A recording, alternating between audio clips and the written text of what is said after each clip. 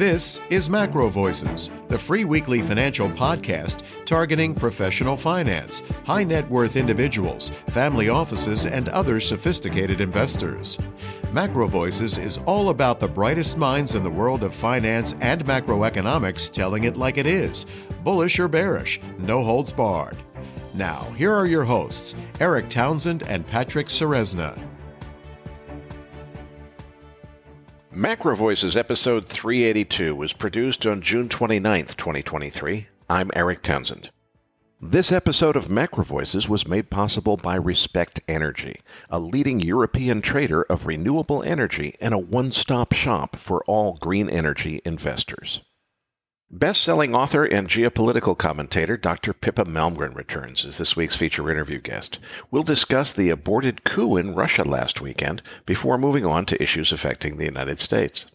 And I'm Patrick Ceresna with the Macro Scoreboard week over week as of the close of Wednesday, June 28th, 2023. The S&P 500 was up 18 basis points to 44.17. We'll take a closer look at that chart and the key technical levels to watch in the post-game segment. The U.S. dollar index up 86 basis points to 102.97. Consolidating now in the middle of a 6-month range. The August WTI crude oil contract down 409 basis points, closing at 69.56. We'll look at that chart in the post-game segment. Eric will have the EIA inventory data. Gold down 118 basis points, closing at 19.22, remains in a consolidation. Copper down 486 basis points to 372. Now mean reverting some of last month's gains. And uranium down 106 basis points to 56.05. The price stalling week over week after several strong months. That U.S. 10-year Treasury yield up 1 basis point, closing at 373. The key news to watch this week is Friday's PCE price index. Next week, we have the ISM manufacturing PMI, OPEC, FOMC minutes, and Friday's jobs numbers. This week's feature interview guest is Dr. Pippa Malmgren. Eric, why did we invite Pippa back on the show this week? Well, Patrick, this was one of those occasions where things just worked out. We originally had a different guest booked to discuss a different topic. We were supposed to talk about artificial intelligence this week. That guest had to cancel at the last minute due to an illness, and we got news of his cancellation just as we were getting bombarded with requests from listeners to get Pippa back on the show because of the coup in Russia, which seemed to be breaking out at the time on Saturday morning. So we ended up substituting Pippa in this week, and we'll get back to you with that artificial intelligence interview in a few weeks. Well, Eric's interview with Dr. Pippa Malmgren is coming up as MacroVoices continues, right after this message from our sponsor.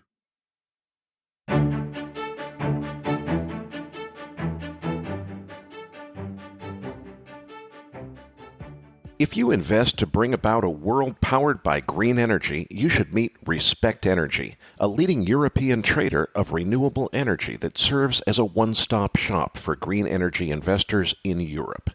Respect Energy brings together independent power producers, accredited and institutional investors holding assets in renewables, or undertaking investments in new green energy production, such as wind and solar photovoltaic power plants. More than 600 institutional and accredited investors have already entrusted Respect Energy with the sale of their electricity production, portfolio management, O&M services, EPC, and project development. If you want to invest in green energy in Europe with the help of a trusted partner, contact Respect Energy today and ask for a tailor-made solution. For more information, visit respect.energy.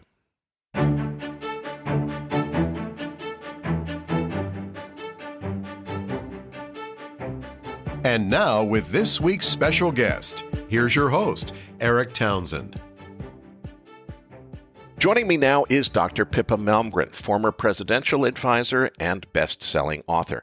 Pippa, it's great to get you back on the show. Holy cow, have we got a lot to talk about this week.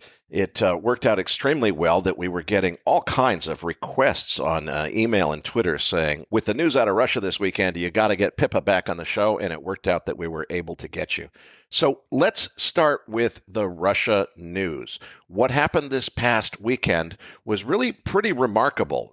We had the guy who's in charge of Wagner Security Services, that's Putin's private army, that you have warned MacroVoices listeners about right here on this podcast in the past.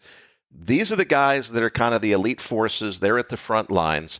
This guy, Prigozhin, who's in charge of them, announces publicly that he's had it with the Russian Defense Ministry not backing them up. Apparently, there was some kind of friendly fire incident. Some helicopters that were being operated by the Russian military ended up killing or potentially may have killed some of the fighters that were working on the front lines for Wagner.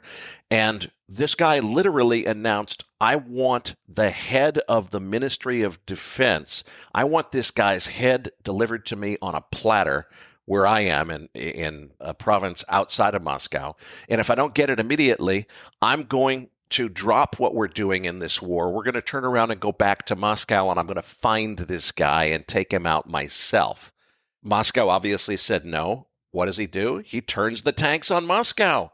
And they're an hour out of Moscow when all of a sudden a deal was made and it all goes away. Pippa, what deal was made? Yeah, it's such an extraordinary situation. And look, this is literally the new Kremlinology, meaning no one really has a grip on the situation. But there are different scenarios that are worth playing around with. And there may be truth in all of them. You know, this is a moving puzzle. But I think, look, what matters is when it became clear that Russia was not able to win in Ukraine, that a superpower with nuclear weapons that hugely outnumbered and outgunned the Ukrainians was not able to actually decisively win, then the blame game started on the Russian side. You know, whose fault is it? And, you know, in Russia, you can't really go back and ask the question, is it the president's fault for starting it? Partly because they have such a tradition in Russia that it's sort of implicitly assumed that the leader is pretty much appointed by God, right? It's a very medieval kind of thought process about leadership there. They never really had the Reformation that meant that leadership came from the people. Their view is leadership is still bestowed by mystical forces. And so you can't really challenge the leader in philosophical terms, but also you can't do it practically because every single person who even attempted to say, excuse me, but this is not working, was pretty much immediately killed. And there's a long list of all of President Putin's formerly close allies that have suddenly ended up at the bottom of a building somewhere. And part of the trouble with that strategy of eliminating all of your inner circle is there's no inner circle left.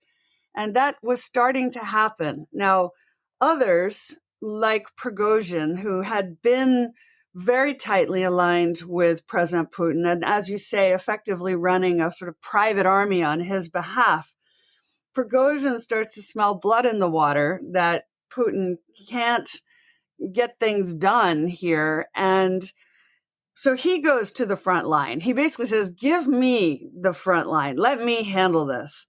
And the Russian military kind of go, if you would like to do that, please be my guest. You go ahead.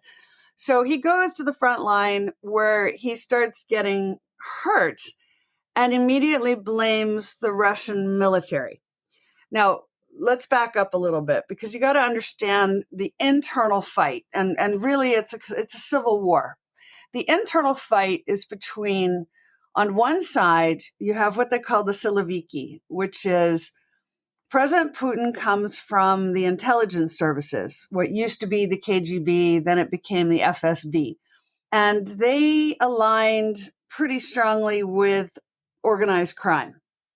And so that group has been in charge pretty much since Gorbachev left office and the Soviet Union ceased to exist. one way or another. And over those years, that group have benefited enormously, financially and otherwise, from being the guys in charge. And now they've said to the military, we want you to execute this war on our behalf. And the military, who are a totally separate group, they're looking at each other going, hey, why are we doing this exactly? Because there's no compelling argument as to why we have to have this extremely bloody war with the Ukrainians, who traditionally the Russians view as, brothers and sisters, right? It's kind of maybe like, Northern Ireland and the Irish. Like, there would be pretty good reasons. It's not even as divisive as the Irish because they tend to share the same religion as well. So then Putin basically says, I want you to use nuclear weapons, or we're going to get ready to use nuclear weapons. And he threatens the West with this. And the Russian military kind of go, hey, I don't want to be executing a nuclear strike on behalf of a bunch of guys that have never helped me out, right? That have never done anything for the Russian military. So then an internal fight begins, and the Wagner team start blaming the Russian military for insufficient ammunition, insufficient decent weapons. And the Russian military are like, hey, it's your war, right? You guys started this. Don't blame us. So this blame game breaks out. And then, yes, you say we had some maybe friendly fire. We've certainly had, a contest between these two parties. And next thing you know, the head of the Wagner group says, okay, this is ridiculous. I'm turning my guns on the Russian military, and I'm taking this whole thing to Moscow, and I've got a problem with the way President Putin is running all this, because he's not running it very well, and I could do a better job. Now, that alone is rather extraordinary, but maybe what Prigozhin sees is this possibility that, and I've even argued on your podcast, that in a way, when the Soviet Union ceased to exist, it actually didn't go through the full sort of breakup and restoration that it should have, because the intelligence services took control of the country. So maybe we're witnessing the breakup of the Soviet Union now, actually. It just got postponed. It got delayed by this intervention. But now there's this fight. So then we get to, Prigozhin basically says, I'm going to Moscow and I'm against both Putin and the Russian military. And then 100 miles from Moscow, he suddenly turns around and goes back to this area of Rostov where he had been. And as you say, the question is why? Now, we know that Lukashenko, who has been the leader of Belarus and very closely aligned with President Putin, seems to have flown out with his family at midnight the night before Prigozhin announces that there's a deal. And weirdly turns off the transponders on his aircraft while they're over Russian airspace as they make their way to Bodrum in Turkey. So you're like, okay, we now have the leader of Belarus, which, by the way, is where all of these Russian nuclear weapons have just been placed. Suddenly he looks like he's bolting. But he ends up cutting a deal with Prigozhin.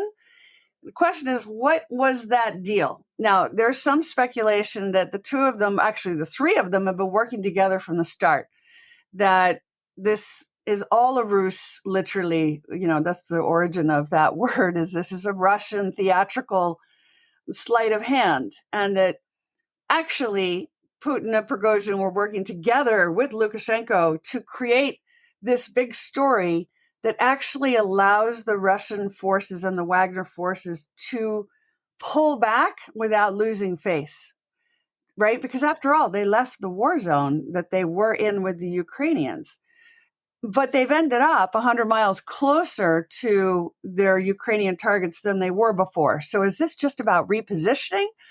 Or is it something more profound? And I can't help but look at the broader landscape and say, is it really a total coincidence that for the 2 weeks before this happened, the US and NATO and NATO allies were moving an enormous number of aircraft into Western Europe, enough that it interfered with a lot of flight schedules. Now, it was a long planned exercise, but nonetheless, did that send a signal to the Russian side that, after all, like I've argued on this podcast, the war is not just in Ukraine. This is a much larger confrontation that's been happening in space, in the Arctic, in the Baltic, in lots of different locations, with submarine cables being cut to interrupt internet traffic. Was it that the West started to get really nervous that Putin was genuinely going to use a nuclear weapon and was going to escalate this war? And they were sending a message, don't even try. And that sent a message to Prigozhin and the Russian military. And then I personally, just to finish, I've made the argument that actually, ironically, a good result from a Western perspective would be if the Russian military emerged victorious from all this. Because the thing is, Prigozhin and Wagner are arguably worse than Putin and would be less measured if they managed to get their hands on nuclear capability. Whereas the Russian military have, a long tradition and understand the danger of nuclear weapons and are very likely to engage in talks with the West to de-escalate all of this. So I keep asking, where is Gerasimov, who is the most respected person in the Russian military who's disappeared? It's not Shoigu, who is the defense minister, who's just a close ally of President Putin's. But Gerasimov, where is he and what is his actual position? And until we see where's Gerasimov, it's kind of hard to judge this picture. But basically, it's an internal civil war is what we're witnessing. Pippa, I want to credit you for warning our audience about the risks of a private company being empowered to essentially take on a lot of what should be state military responsibilities. Exactly as I think you correctly anticipated. What we've seen here is, you could describe it as sort of a foiled coup. It's a civil war, but you've got a private group which is separate from the government that's armed, in fact, better armed than the military is. When Prigozhin said, "I'm coming to Moscow," at first they didn't believe him, but as soon as he pointed his tanks toward Moscow, they panicked. They knew that he was better equipped than they are. Americans never want to seem to open their minds to the possibility that we could avoid mistakes if we learned from other people's mistakes. It just makes me think, Pippa, about Blackwater and the things that we've seen in the United States. What happens when we someday get to the point where there are armed forces in the U.S. that start a real insurrection against the Capitol? Yeah, I think, look, the parallels here are very interesting to consider. Technically in Russia, you can't have a private army under their legal rubric. But the reality is that the Wagner Group has been operating as a private mercenary army. And some people say, well, the main question is who's funding them? And we already know the answer. They are all over Africa and generating massive cash flows from controlling the Libyan oil fields, having a strong foothold in Syria, deeply involved in all kinds of economic activity through what they call the Sahel, which is the Sahara Desert area, all the way down into the Central African Republic, and particularly gathering gold, but lots of valuable resources, energy. And they have been working in collaboration with the Chinese as well. Often the Chinese will build infrastructure in Africa, railways, ports, but they don't want to be on the ground managing them and they don't want to be defending them. But the Russians were happy to do that. So they got paid a fee for being the security for Chinese operations in Africa. Anyway, bottom line is this has generated a huge amount of cash flow, both for President Putin and for the head of the Wagner Group. So they are incredibly well financed. And I keep saying one of the mistakes that we keep making is we look at the Russian economy and we say, well, the war in Ukraine can't go on because the Russian economy is so weak. And I'm like, the Russian economy is not relevant here. What's relevant is the Putin economy and the Prigozhin economy. And those economies are really firing on all engines and making a ton of money for both of them. So they've got resources, whereas the Russian military doesn't, because the Russian military is part of the Russian economy, which has suffered enormously from the conflict in Ukraine and all the sanctions and the fact that Putin is not really supporting his own military and sees them as rivals, power rivals. But yes, then there's the parallel with the US, which is, people think of the gun control issue as a matter of, individual psychopaths going out and suddenly killing innocent people, but maybe not thought through the notion that, there are many people in America who might challenge the federal government and are armed to do so. And, how do you handle that?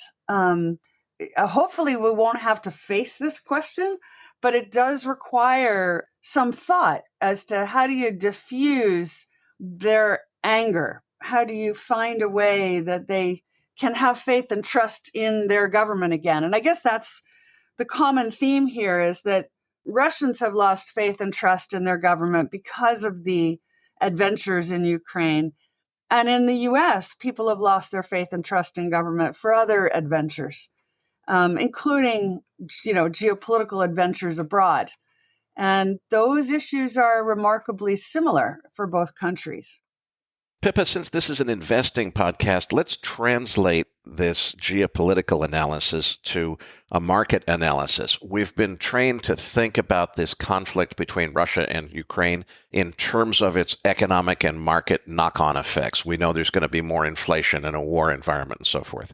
What can we learn from this development in terms of how markets are going to be affected now that we have, I don't know if you want to call it a civil war or a loss of control of a military contractor?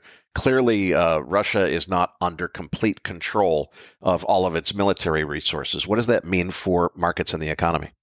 So I actually have a very optimistic view about how this gets resolved.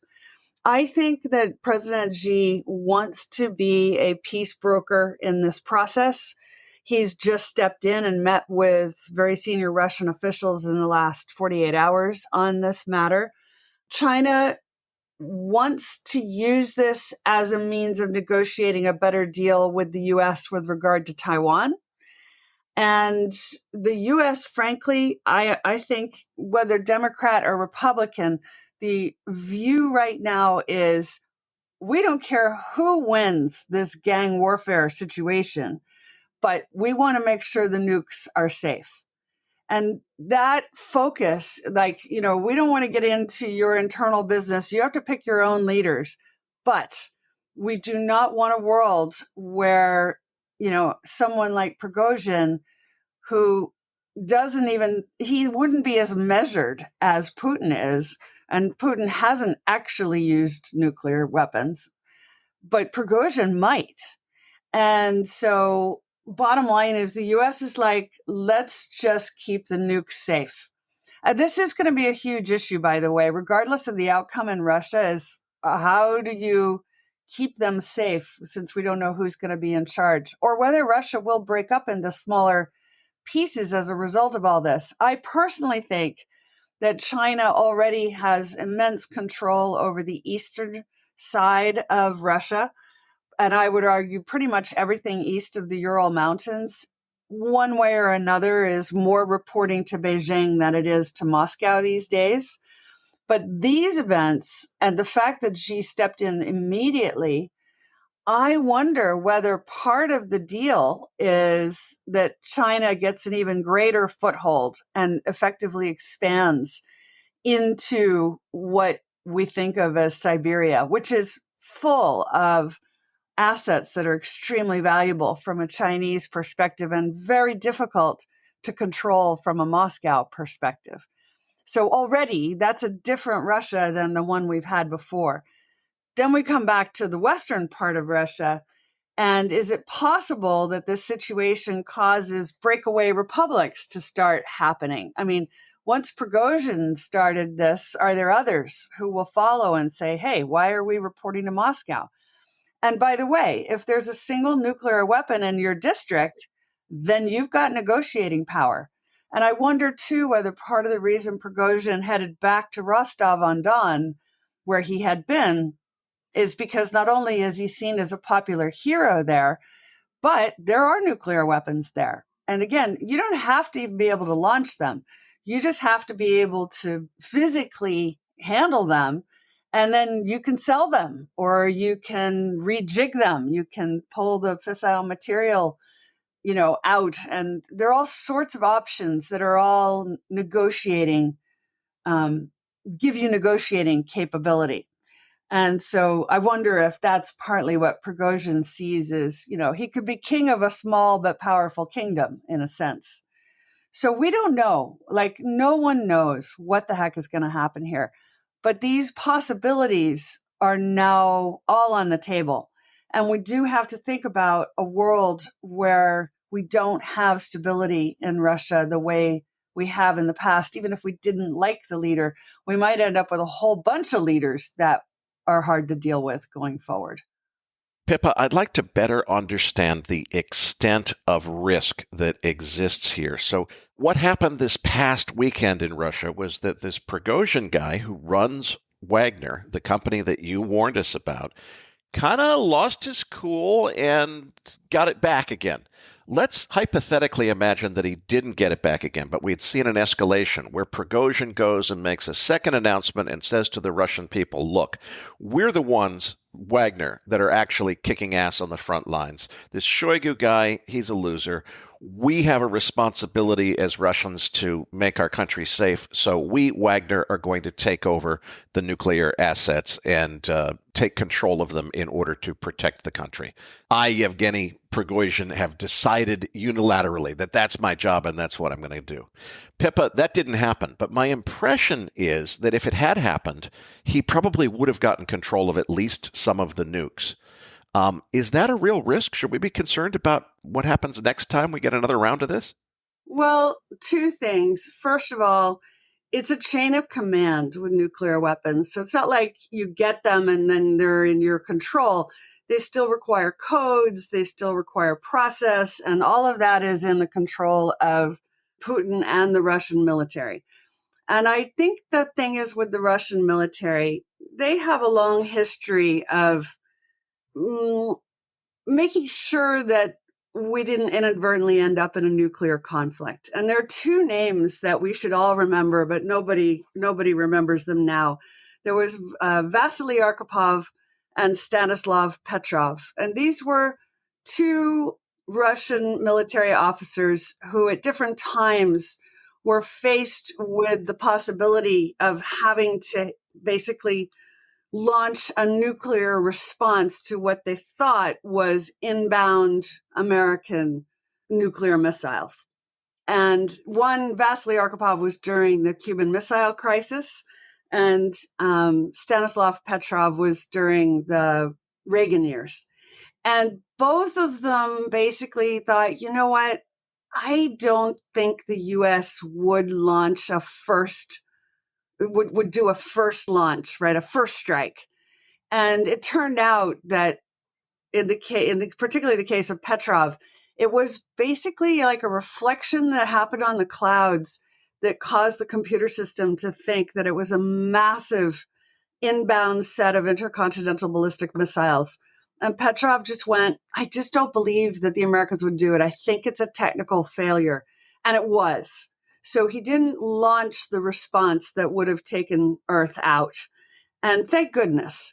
And I think we can count on the Russian military to have those same sorts of people today.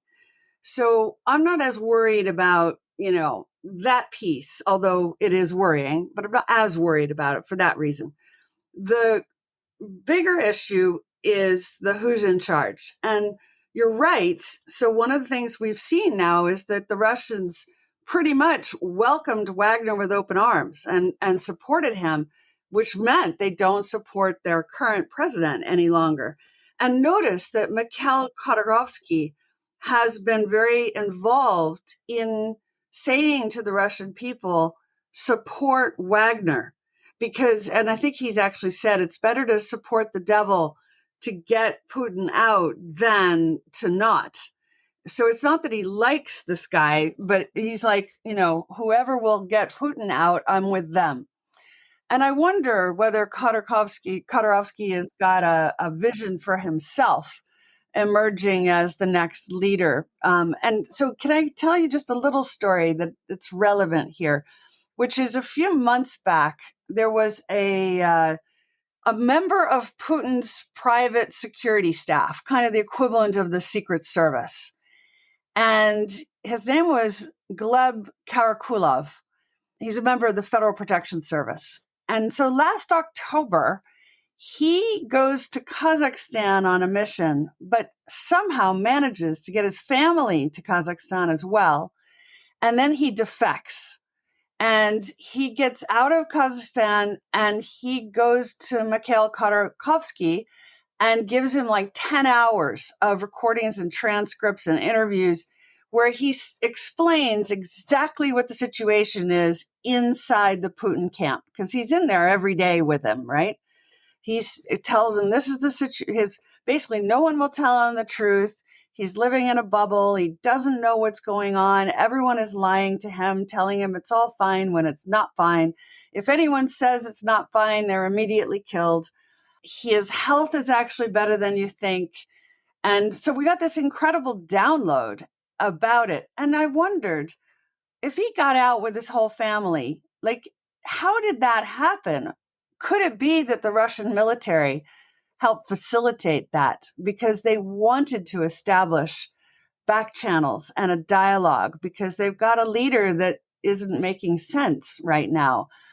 So I just wonder, is there a possibility that in the end, we may end up with the Russian military emerging victorious in this situation rather than Prigozhin, and that maybe the West will be quite relieved to see that happen?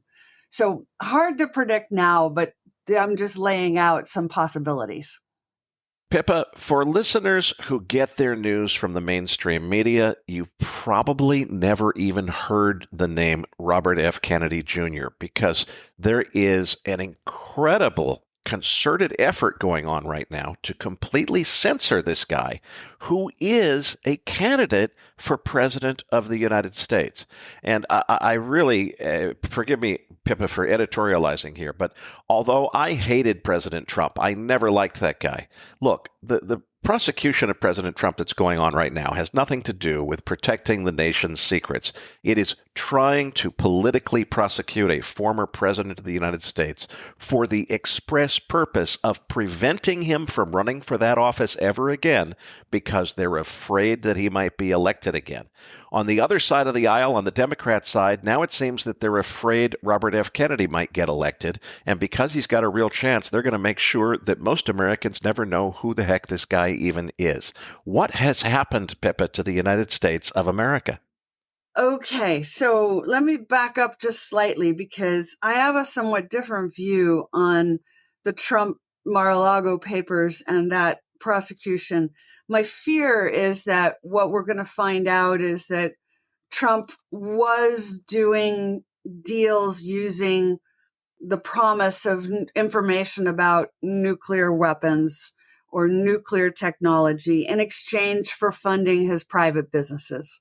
And that's why it seems that nobody can look at the Mar-a-Lago documents because you've got to be so highly classified to get into this because they're about that stuff.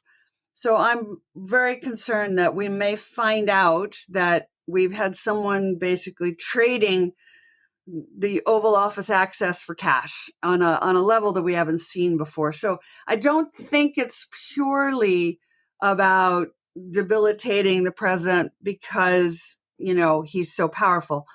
I also think there's such a difference between being in power and being in office. And Trump is not in office, but he is in power. And his power is actually accelerated because of this prosecution process. And not just in the obvious way, but amazingly, the rising candidates, both on the left and the right, are remarkably like Trump mirrors. So on the right, the up and coming star to watch is Mayor Suarez from Miami, who I've met and is sharp as a tack and is super articulate and is the head of the Council of Mayors in the United States, which is a very powerful group. And I think he is definitely got a lot more going for him than DeSantis. He's got charisma and he's got chutzpah. And interestingly, he's green. So we have a Republican who is pro-environment, who says the environment and the economy are the same thing. So we need both to be functioning well. And we don't have to choose one or the other. We can do both. Technology allows this, which I think is true, but there's going to be a big argument about that in the Republican Party. But he's very, very like Trump on almost everything. Then on the other side, you have Robert F. Kennedy, who is remarkably like a mirror image of Trump as well. He's like a liberal Republican because he's very in favor of entrepreneurs. He doesn't want to raise taxes. He believes the private sector has to grow for the economy to grow. So he's like an old-fashioned Republican. And he's also conservative he's liberal on social issues. It's almost like he's a libertarian, basically. So he's like, government should stop at your door. It should be left to the states to choose things like abortion issues, not for the federal government, which not that long ago was the core Republican position. So now, weirdly, the two rising stars of the left and the right are sounding exactly like Trump. So Trump's influence has been incredible, particularly since most of the public don't really like him because of the way he talks and the way he behaves. But yet what he argues is getting more traction. So is the establishment frightened by this? Yes. And are they trying to squelch all opposition to President Biden? Yes. But the thing is with Biden, he too faces an investigation now. Now, everybody says, yeah, but the Justice Department and the FBI are not going to go after their own sitting president over the Hunter Biden story. That's true. But the Republicans have amassed enough evidence on this that the question mark of do we have not one, but two presidents who use the Oval Office for personal gain? Yes, the question is now on the table. And this is a problem because that means President Biden is going to have to spend time and energy addressing that and being defensive on that. I think the two up and coming rookies are going to have more energy and there's going to be more interest in them, and their level of trust in the two existing and former presidents is going to be falling. So for all this, I think this is going to prove to be one of the most dynamic and interesting elections we have seen in years. And just to finish, always remember, we love electing somebody you never heard of 3 years before. You never heard of Bill Clinton 3 years before. You laughed at George W. Bush 3 years before, never heard of Obama 3 years before. Trump was just laughable and just nobody could consider that. Although, I wrote a piece in 2015 saying, I think Trump then will end up as president, not because it was my preference, but because I could see the forces amassing. And that turned out to be right. I have that same instinct today about Robert F. Kennedy. So I think this is going to be a hell of a race and engage the public in ways they are not expecting. The thing that concerns me the most about this, Pippa, is I see at least two examples. One is Robert F. Kennedy. The other is Republican candidate Vivek Ramaswamy. I don't know that gentleman or anything about his politics, but what scares the heck out of me is I see very clear, just unquestionable concerted efforts by the establishment not to disagree with these guys, but to censor them, to prevent them from being allowed to express their ideas for consideration by the people so that the people can decide who they want to elect as a leader. That scares the hell out of me. Let me make an argument and see how this lands. I hear you, but I think that they're not going to be able to control this. I think this is going to be our first podcast election. And that was shown when RFK did the podcast the other day with Joe Rogan. Now, why do I say this? Because in the past, the elections basically occurred on mainstream media, which meant limited television time, and you had to slam everything into short sound bites because the window to speak was so small. Well, now podcasts, first you get to choose who your interviewer is, which is a huge advantage. Second, Joe Rogan just gave RFK 3 hours. And in that 3 hours, I listened to the whole thing. He went into immense detail about his positions on all the controversial issues and laid out his case in a way that a regular person could understand. And so now we've also seen the CNN kind of ambushing President Trump in that town hall interview. So currently mainstream media has banned Robert F. Kennedy. But actually now if they invited him on, I'm sure he would say no, because the chances that it's an ambush are so high. And second, you actually reach a larger audience with a Rogan podcast than you do going on any of the mainstream news stations. Now, I think both of the candidates that I'm watching, both Suarez and RFK, are going to go on mainstream media too. But the podcasts are going to define the tone. And I think this is going to be a welcome change, that we're going to now get time. And radio, remember, or podcasting is an auditory phenomena. The listeners who listen to those things are more detail oriented than television viewers. And television viewers are looking more at body language and physique and less about listening to the content. So I think we're about to see a real shift in how this debate is going to happen. It's what Marshall McLuhan called, the medium is the message. If you talk through radio, you're going to get a different outcome than if you speak through television. And you get a different outcome if you speak mainly through little sound bites on social media. So this may be a very welcome reversal back to a world where conversation can happen, even if the mainstream media tries to prevent it, because they cannot shut down the podcasts. Well, I'm all for a return to actual substantive conversation. But as you just alluded, Pippa, I don't think that we should underestimate the ability of the mainstream media to censor and control people. I mean, we have seen some astonishing things happen in the name, supposedly, of combating misinformation. And it seems like there's a lot of political support, especially among younger voters, that are saying, yeah, we shouldn't have free speech anymore. We need to eliminate that. Yeah, and it's so ironic that we see this same thing in Russia, where, President Putin's created an atmosphere where you either agree with him or you're dead, basically. In the West, you either agree with the government position or there's character assassination that starts to happen. And so strangely, US and Russia kind of on a similar track, which is what, the writer Hannah Arendt said back in the 1940s.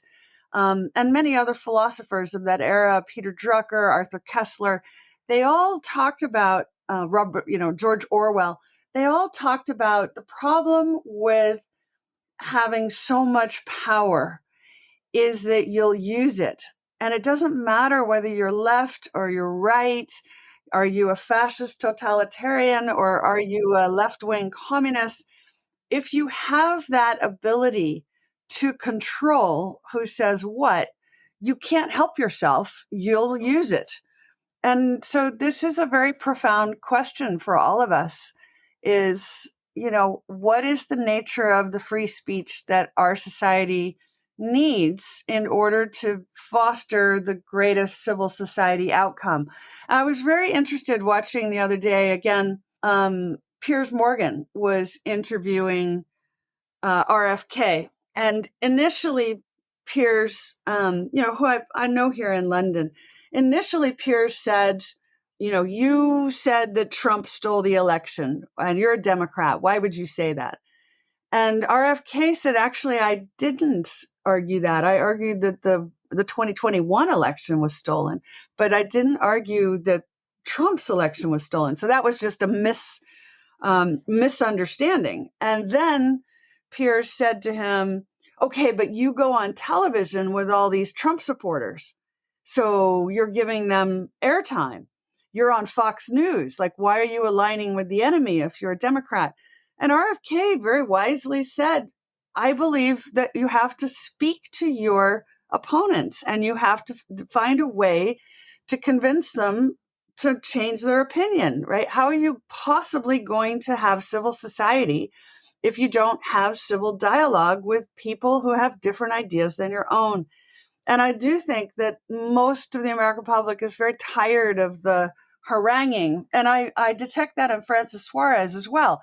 He's equally able to carry on a sophisticated and nuanced conversation with someone he completely disagrees with in the interests of persuasion, in the interests of arriving at a sensible solution, which, by the way, may involve some concessions, right? Like, again, we're at a point where people seem to think that either you agree with me or you must be either evil or stupid. Well, this is no way to begin a conversation.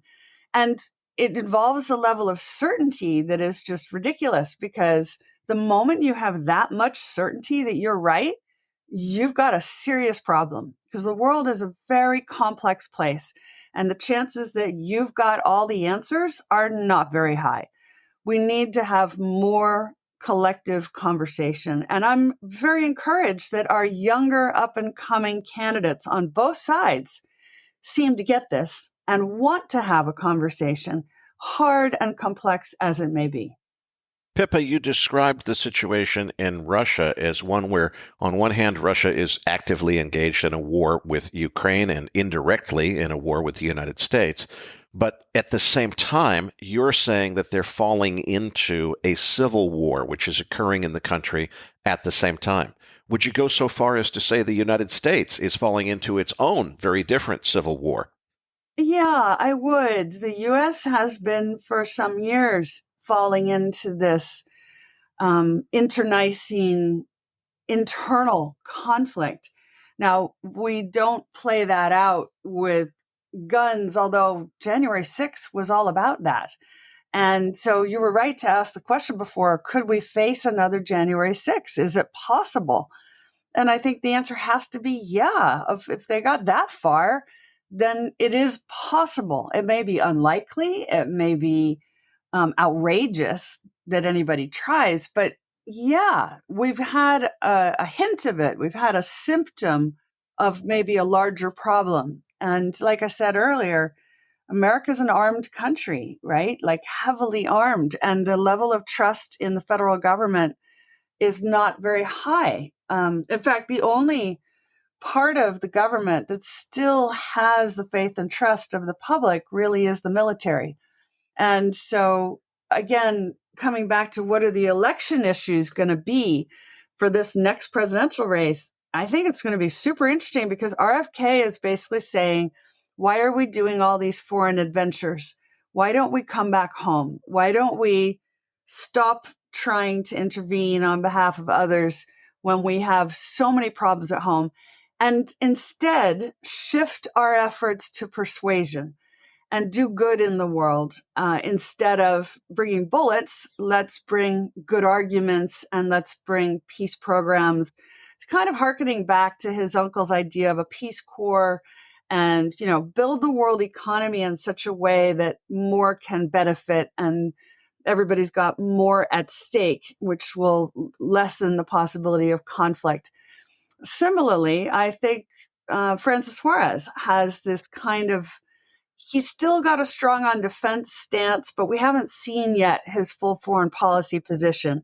But Republicans generally have also been leaning in this direction of, why are we spending all this money on, protecting parts of the world that we can't even identify on a map? I think the tolerance in the United States for this adventuring it was already low and it just keeps falling. Now, is that good or bad for the world is an open question, right? And I've lived outside the US my whole adult life, barring the time I was in the White House. And it's really interesting because when the US is being very active in foreign policy, the whole world complains. And when it isn't, and Americans come home and they say, you're right, I don't want to get involved, then they'll complain that we're not exercising leadership. So, you get complaints either way. The real question is, where do Americans want to be? Where do they want to put their effort? Into bullets and guns abroad or into words and persuasion? And this is going to be a core issue for this next presidential election. Well, Pippa, my vote is for words and persuasion, but nobody ever seems to listen to me. Pippa, I can't thank you enough for a terrific interview, but before I let you go, I want to talk a little bit more about the writing that you've been doing on Substack, which I've found to be absolutely fascinating. When you're not busy writing best-selling books and traveling around and giving speeches and lectures and so forth, you also write a column on Substack. Tell our listeners about it, what content they can find there, and how they can sign up. Yeah, so it's called Dr. Pippa's Pen and Podcast, though I haven't launched the podcast yet, but I'm getting there. And it's a place where I write roughly once a week or once every 10 days. And I try to pick an issue on the world economy that needs more attention. It may be on the leadership aspects, it may be on geopolitics, it may be technical. Recently I've been writing on an incredible range of subjects, from the sinking of the Titan sub, which is a signal that we're trying to apply software business models to hardware development. And that's a really big issue as we begin to build hardware again in the West. And even into a super tricky subject that I never imagined I would be writing on, which is this whole discussion about what we used to call UFOs. Now we call them UAPs, anomalous phenomena. There's an incredible amount of movement in Congress and the Pentagon on this subject that is worth watching. But basically, that's where I like to interact with the readers. And effectively, I'm writing my next book in public on that platform. And I very much welcome the interaction with the audience there. Patrick Ceresna, Nick Galarnik, and I will be back as MacroVoices continues right here at macrovoices.com.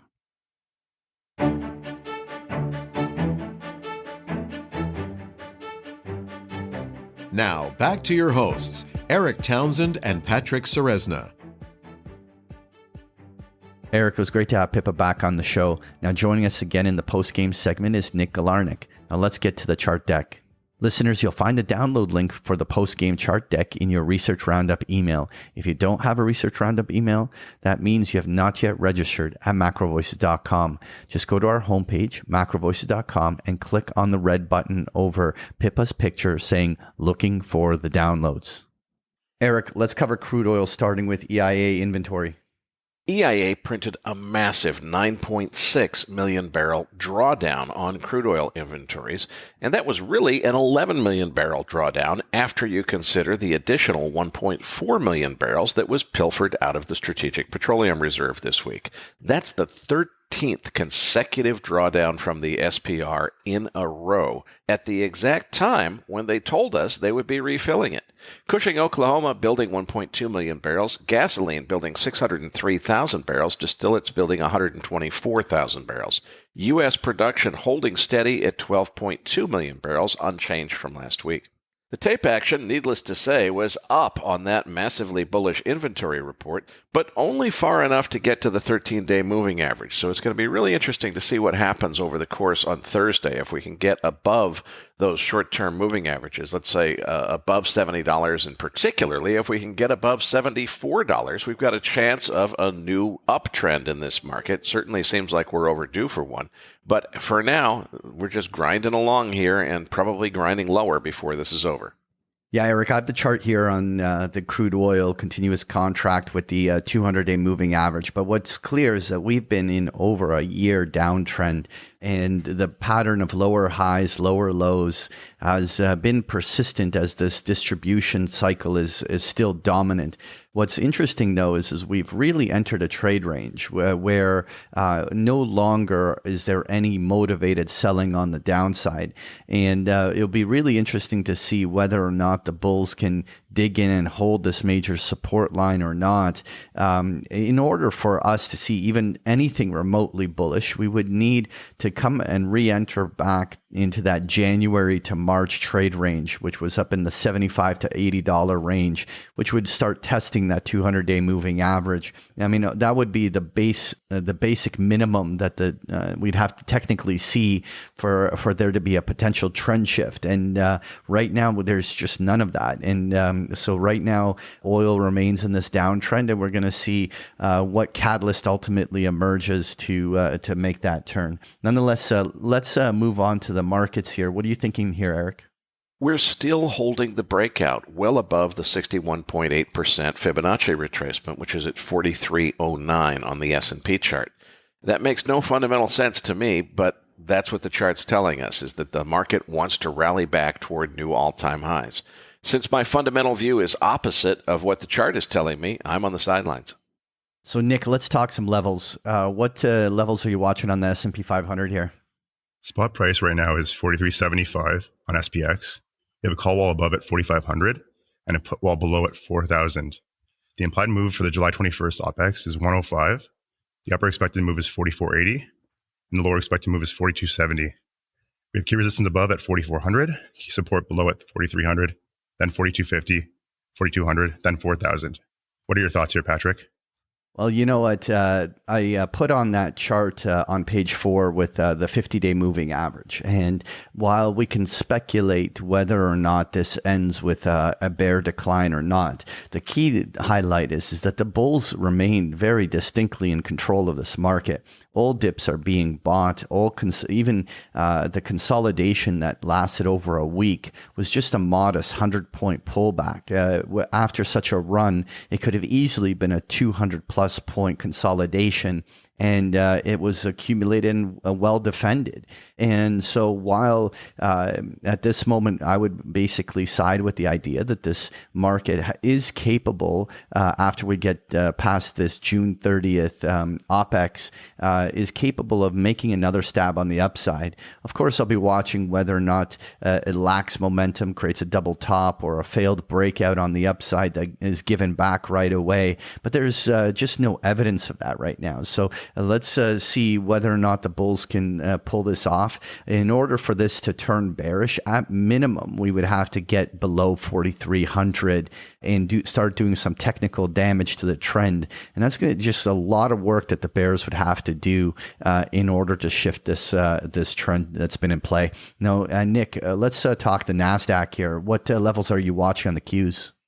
So the spot price right now is about 365. We have a call wall above at 370 and a put wall below at 355. The key resistance area above is 378. Now, the implied move for the July 21st OPEX is plus minus 13 points. So the upper expected move is around 378. The lower expected move is 352. And key support right now is at 335 as well. So right now, I think we're going to see probably short-term bouncing in a certain range, but I'm not really bullish or bearish here right now. Yeah, Nick, I mean, the leadership has been in the NASDAQ. And one of the things that I'm going to be watching is when the NASDAQ finally loses some of that momentum. And right here, it's still a pretty bullish chart, and the bulls are likely to give another stab on the upside. Be interesting to see when the moment comes when the momentum stops. But right now, the bulls are in control. We'll see what they can come up with. So moving on to page 6 on the VIX, we continue to see incredibly low volatility. It just shows the summer doldrums. What levels are you watching on the VIX? So right now the VIX spot is 13.5 approximately, which denotes about 0.7 to 0.8% moves per day in the broad markets. I'm not inclined to really think that we're going to see a spike in the VIX unless we get some crazy out of left field event that unfolds. But right now it's hard to short volatility. It's better to be long, I would say, and with a longer term view, a few months out would be probably more appropriate, given that we've been seeing this tight range the past couple of months or so. We have FOMC again in July. That's where the lead up to that event may cause a spike in the VIX if the Fed does raise again. Now, moving on to page 7, we have the US dollar index. What are you guys thinking here? No real change from last week. We're right in the middle of a wide consolidation zone, and only a daily close below 100 or above 105 would change that.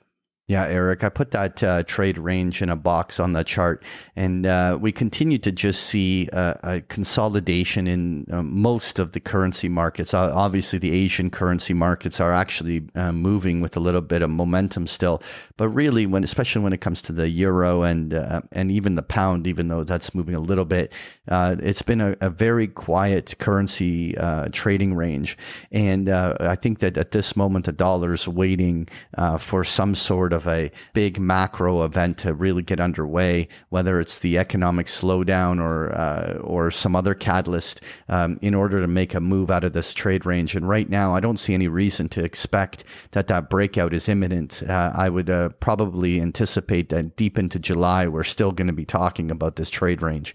Nonetheless, Eric, what are you thinking here on gold? Gold continues to drift lower, just as I've predicted that it would in the last several weeks. I'm actually surprised that the selling didn't accelerate more after the 100-day moving average failed. My target is still $18.60. That's another $50 or $60 of downside from here.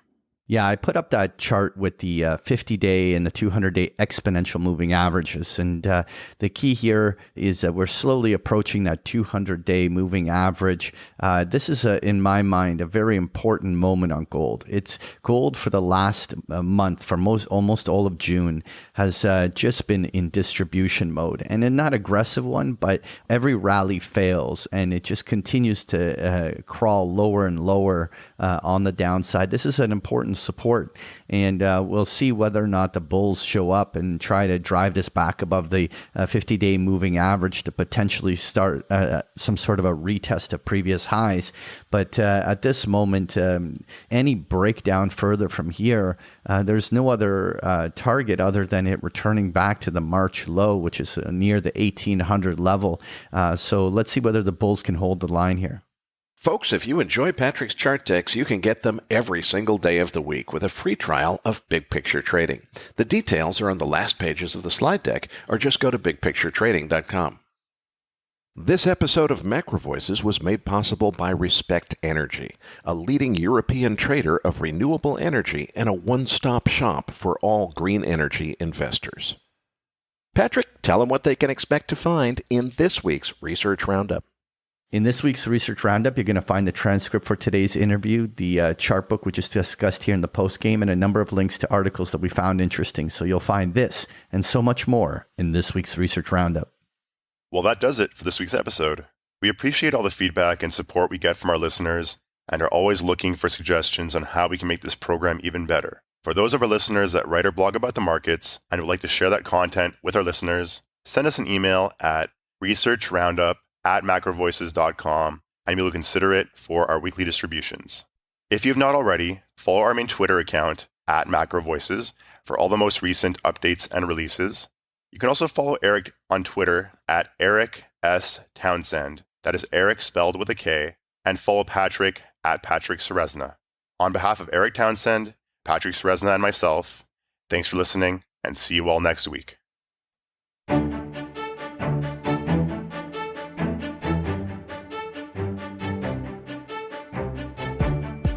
That concludes this edition of MacroVoices. Be sure to tune in each week to hear feature interviews with the brightest minds in finance and macroeconomics. MacroVoices is made possible by sponsorship from BigPictureTrading.com, the Internet's premier source of online education for traders.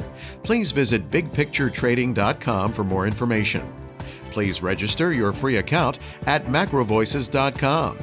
Once registered, you'll receive our free weekly Research Roundup email containing links to supporting documents from our featured guests and the very best free financial content our volunteer research team could find on the internet each week. You'll also gain access to our free listener discussion forums and research library. And the more registered users we have, the more we'll be able to recruit high-profile feature interview guests for future programs. So please register your free account today at MacroVoices.com if you haven't already. You can subscribe to MacroVoices on iTunes to have MacroVoices automatically delivered to your mobile device each week, free of charge. You can email questions for the program to mailbag@macrovoices.com, and we'll answer your questions on the air from time to time in our mailbag segment. MacroVoices is presented for informational and entertainment purposes only. The information presented on MacroVoices should not be construed as investment advice. Always consult a licensed investment professional before making investment decisions. The views and opinions expressed on MacroVoices are those of the participants and do not necessarily reflect those of the show's hosts or sponsors. MacroVoices, its producers, sponsors, and hosts Eric Townsend and Patrick Ceresna shall not be liable for losses resulting from investment decisions based on information or viewpoints presented on MacroVoices. MacroVoices is made possible by sponsorship from BigPictureTrading.com and by funding from Fourth Turning Capital Management, LLC. For more information, visit MacroVoices.com.